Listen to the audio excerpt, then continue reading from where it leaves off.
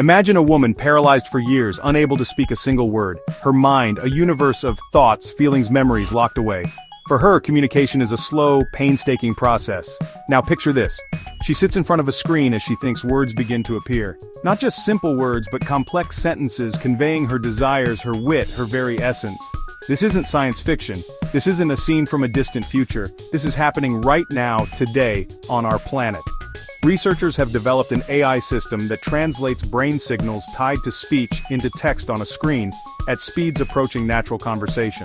It's a profound leap forward. The boundary between mind and machine begins to dissolve. This remarkable achievement is a testament to human ingenuity. What is the most complex and mysterious universe we know? It's the 3-pound universe between our ears, the human brain. For centuries we treated the mind as a black box, but now we are building keys to unlock that box. So, how do we eavesdrop on a thought? The secret lies in the very fabric of how our brain operates. Your brain is an electrochemical orchestra. Every thought you have, every memory you recall, every sensation you feel. It's all orchestrated by billions of neurons firing in intricate patterns. These neurons communicate using tiny electrical impulses. When a massive number of them fire together, they create synchronized electrical activity that can be detected outside the skull. We call these rhythmic patterns brainwaves. They are the faint collective hum of your consciousness at work, a symphony of neural activity that changes depending on whether you're deeply asleep, focused on a task, or simply daydreaming about the stars. For decades, scientists have used a technique called electroencephalography, or EEG, to listen to this symphony. By placing sensors on the scalp, we can pick up these faint electrical signals. It's like trying to hear a specific conversation from outside a massive concert hall. You can get a sense of the overall mood, but the fine details are lost in the noise. To get a clearer signal, scientists have developed more invasive methods. This technique, electrocorticography or EKG, provides a much higher fidelity signal. It's the difference between listening from outside the hall and placing microphones next to each musician. They are the language of the brain, written in electrical spikes and waves. Once we've captured the brain's electrical signals, the real heavy lifting begins. Flowchart, sensors, machine learning, text. This is the domain of machine learning, a powerful branch of artificial intelligence. Think of the AI as a student, learning the language of your brain. At first the signals are meaningless, but we can train it. Have a person imagine moving their right hand repeatedly. Each time the BCI records the neural firing pattern. The AI analyzes thousands of examples, learning the subtle thought shape of move right hand, pattern recognition on a cosmic scale.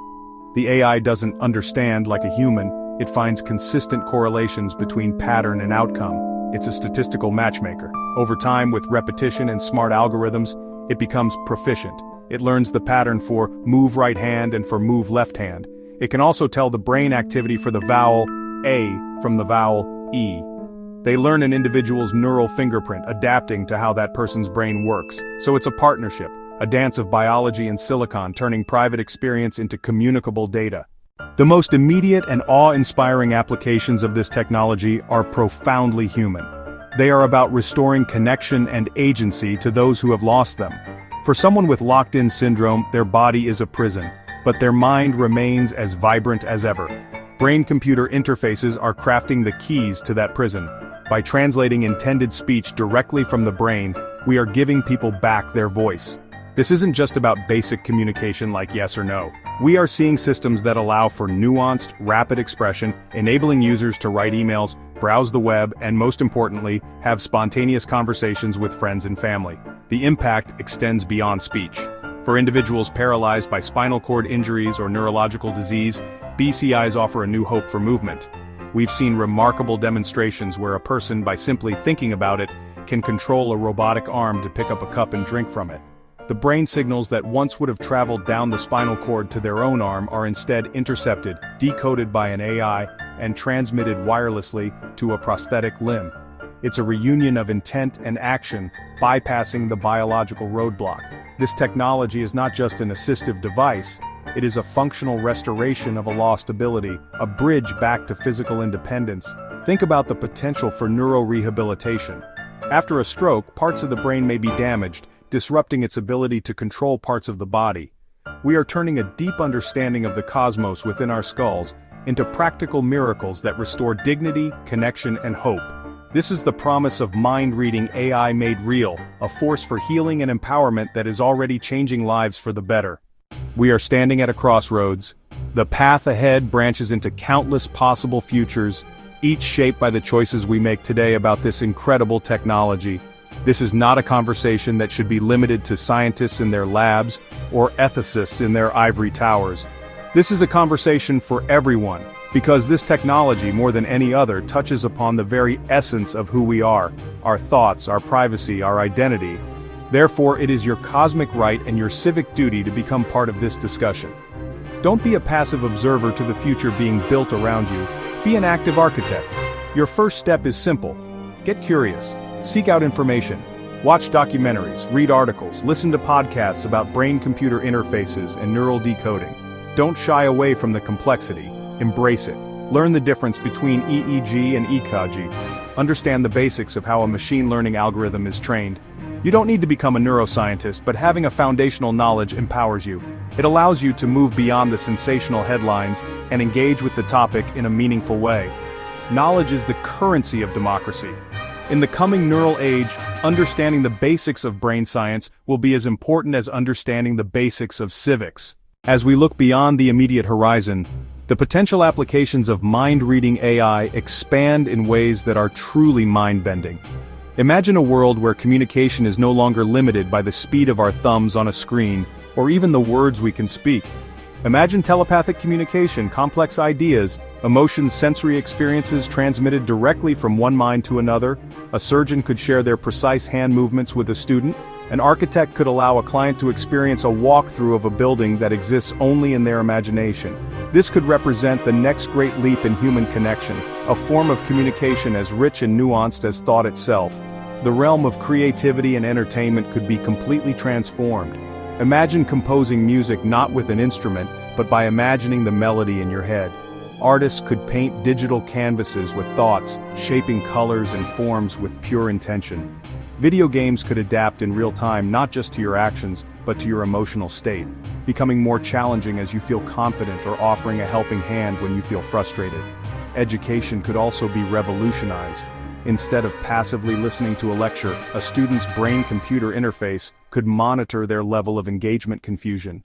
The learning material could then adapt in real time, offering a different explanation of visual aid, a simpler concept, if the student is struggling. This would create a truly personalized and profoundly effective educational experience, tailored to the unique neural landscape of each individual learner, unlocking human potential on an unprecedented scale. With every great promise comes great peril. The same technology that can give a voice to the voiceless could also be used to listen in on the thoughts of the unwilling. This is the most profound privacy concern humanity has ever faced. Your thoughts are the last bastion of true privacy. They are the sanctuary of your identity, your dissent, your unconventional ideas. If a corporation or a government could access this inner world, what would become of freedom of thought? Could you be penalized not for your actions but for your silent disagreements? Could your neural data be used to create psychological profiles for perfect manipulation, for advertising, for political persuasion? The question of consent becomes incredibly complex. If you use a brain-computer interface to control a device, you are consenting to data collection. But how much data is being collected? Is it just the signal to turn on the light? Or is the system capturing your fleeting emotions, your stray thoughts, your subconscious biases? Are you truly giving informed consent if you can't fully understand the data being harvested from your mind? Furthermore, what happens if these systems can not only read thoughts, but also write them? Therapeutic intervention is possible, for example, to quell the tremors of Parkinson's or ease the grip of depression. But the line between therapy enhancement and control is dangerously thin. We must also consider the risk of inequality. If advanced BCIs become commercial products, will they create a new biological divide? The path forward is fraught with a universe of unanswered questions, and we must navigate them with extreme care. The risk of misuse is not a distant hypothetical threat. It is an inherent danger in the very design of this technology. Imagine a legal system where neural data could be subpoenaed, Could your thoughts be used against you in a court of law? We need to establish new legal precedents and rights, a right to mental privacy, neural liberty, legally robust protections for the sanctity of our inner world. Security is another monumental challenge. Anything that is connected to a network can be hacked. If your brain is connected to the internet, it becomes a potential target. A data breach of your email is one thing. A data breach of your consciousness is an existential nightmare. The future of brain technology is not written in the stars, it is being written right here on Earth, by us. It is a story whose next chapter depends on our collective choices, our shared values, and our courage to engage. This is not a spectator sport.